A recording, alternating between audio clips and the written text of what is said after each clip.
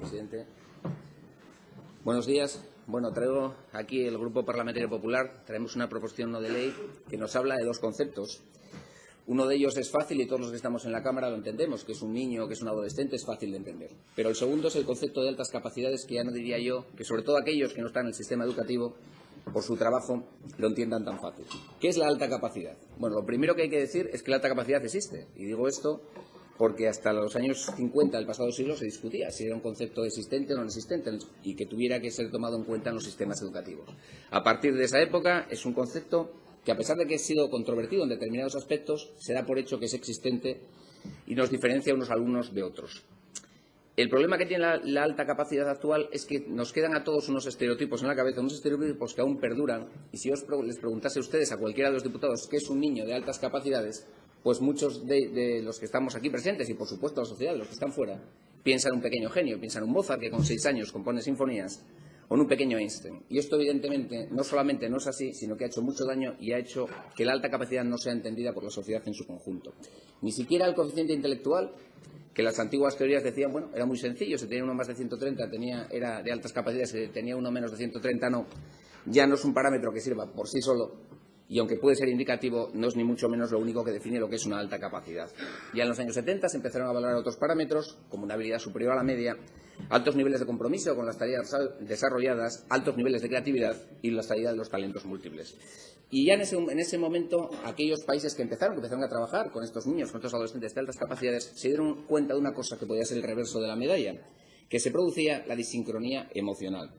Esto, que suena un poco extraño, es muy fácil de entender. Son niños, ustedes imagínense, nuestros niños, o los niños de cualquiera, todos conocemos niños y vivimos entre ellos, que con 8 años tienen la capacidad matemática de un adulto, o tienen la capacidad intelectual, espacial de un adulto, que entiende las conversaciones de los adultos, entiende cosas que un niño de su edad normalmente no entiende, es capaz de hacer determinadas asociaciones en el mundo de los adultos con su mente, pero que tiene 8 años. Este es un niño.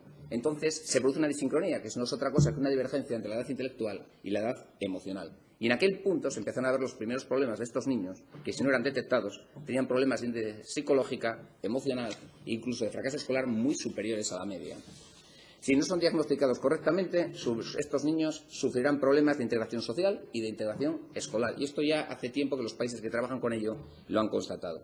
¿Y cómo estamos en España? Bueno, en España, desde 1995, se hace referencia a las altas capacidades en todas las leyes estatales, hasta la actual 11, y también en las legislaciones autonómicas, por supuesto que están transferidas a las competencias educativas. Pero hay que mirar el entorno, y la Unión Europea no nos deja bien aquí. A España estamos a la cola de las altas capacidades. ¿Y los que están a la cabeza quién son? Bueno, pues lo voy a decir yo: Austria, Alemania y Finlandia. Y estos países que están llevan años, además, con sistemas que los están integrando a estos niños y con sistemas que les han dado mucha atención, no es casualidad que sean precisamente los que mejores notas tienen en el informe PISA que evalúa las competencias educativas. Pero no es lo más importante. ¿Saben lo que es lo más importante?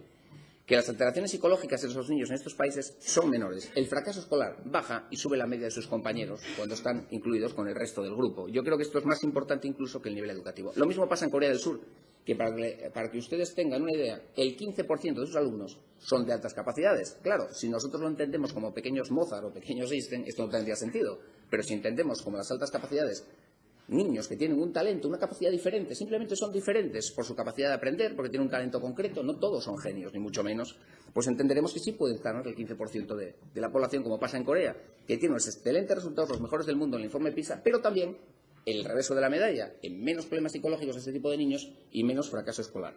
Y nos preguntaremos dónde está España y dónde está Asturias. Bueno, pues en Asturias la media española está francamente mal. Hemos pasado de repente del 15 de Corea a detectar al 0,20. Ya vemos que no estamos muy bien. En Asturias estamos en el 0,36, por encima de la media, sí, pero bueno, francamente insuficiente. Por anécdota, la mejor es Murcia, que tiene el 0,90, también muy lejos de estos parámetros. Incluso si tomáramos el parámetro restrictivo del CEI, la Organización Mundial de la Salud dice que un 2% de la población está por encima del CEI. En Asturias, solo con este parámetro, tendríamos 1.761 niños sin atender, con estos problemas que he dicho antes. Pero si nos vamos al parámetro moderno, el parámetro de Finlandia, yo siempre intento buscar los ejemplos positivos, no los negativos, pues tendríamos 20.000 niños sin atender. Claro, hay 20.000 Mozart, no, si ya lo soy yo también. Pero hay 20.000 niños que tienen un talento, que puede ser artístico, que puede ser deportivo, que puede ser talentos múltiples y que tienen una manera diferente de aprender y están sin integrar. Nosotros aquí hemos puesto un plan, estamos proponiendo un plan que se basa en el dictamen del Consejo Económico y Social Europeo para liberar el potencial de los niños y los jóvenes con gran capacidad intelectual dentro de la Unión Europea. Nuestro plan, lo primero, atención a la diversidad.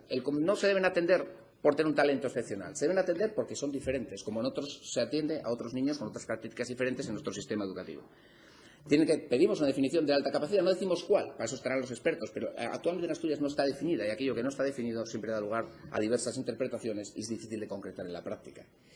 Luego, decimos la diferenciación del currículum, que hay que adaptar o modificarlo a los diferentes niveles de adaptación y habilidad de estos niños. Porque uno de los problemas que antes, como dijo la UNESCO en 2004, pero ¿cuáles son los problemas que tienen estos niños? Cuando un profesor no está formado, dice, hombre, si un niño es de alta capacidad y un niño normal hace 4 multiplicaciones, pues a este le mando 20.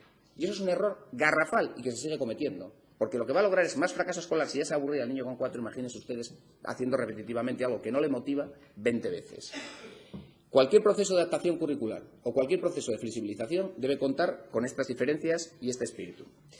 Después, algo fundamental, absolutamente fundamental, es la sensibilización. Hay que conocer las características de estos niños, desterrando estos estereotipos que tanto daño han hecho.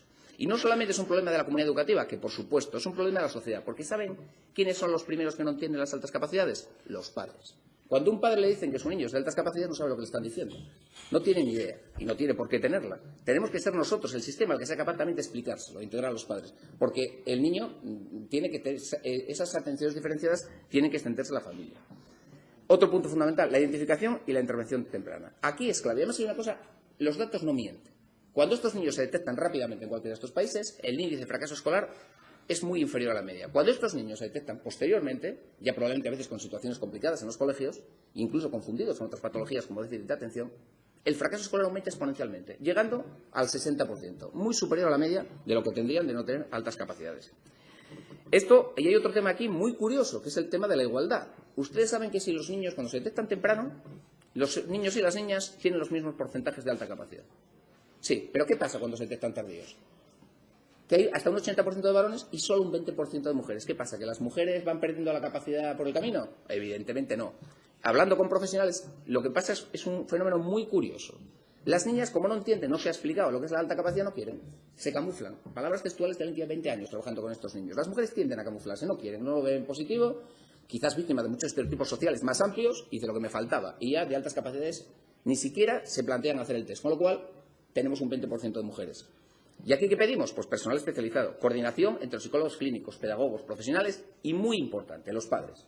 Las asociaciones de padres de estos niños y los padres en general, porque si no, no tendremos solucionado el problema. Y vuelvo a repetir, hay un desconocimiento grande. No tiene que ver un superdotado con un niño de alta capacidad. No son conceptos similares. En Asturias, como en tantas cosas, hay legislación, como en España. Pero la legislación se ha revelado, has visto las cifras que he explicado, insuficiente. Hay un largo camino que recorrer, no solamente en Asturias, en España en general. Y mire, yo les podría pedir que me apoyen, que me voten esta proposición por una argumentación, que es que el talento que no se cultiva se pierde y que la sociedad que desprecia el talento de sus hijos no tiene futuro. Y esto puede ser válido y puede ser importante, no le digo que no, y más en una región condenada al invierno demográfico, como es Asturias, donde los niños son un bien muy valioso. Pero no les voy a pedir que me voten a favor la proposición por esto. Se lo voy a pedir porque el objetivo real es conseguir un sistema educativo que sea capaz de dar una respuesta a estos niños, que realmente son de necesidades especiales. Y si podemos satisfacerlas, debemos hacerlo, contribuyendo así a su formación y a su desarrollo como personas, como aquellos que tienen especiales dificultades. No tendría yo que defender aquí que se les dé un tratamiento especial y que realmente sea efectivo y que se explique a la comunidad. Estos niños necesitan medidas inclusivas. Necesitan medidas inclusivas que les permitan desarrollar su potencial dentro de las aulas y que permitan, como se ha demostrado en ejemplos de países que llevan años con estos programas, incluso mejorar la media del aula, porque estos niños bien tratados mejoran el desarrollo de sus compañeros. Y en este aspecto, les pido yo a ustedes por esto que nos apoyen a nosotros en esta proposición no de ley. Y con una metáfora marinera, que soy de Villa Marinera, les diré que, por supuesto, ni la Junta lo puede arreglar todo, ni con un plan integral para esto lo vamos a solucionar de la noche a la mañana. Pero por lo menos salimos de puerto. Salgamos de puerto, votennos a favor en esta proposición no de ley, porque el futuro nos lo agradecerá.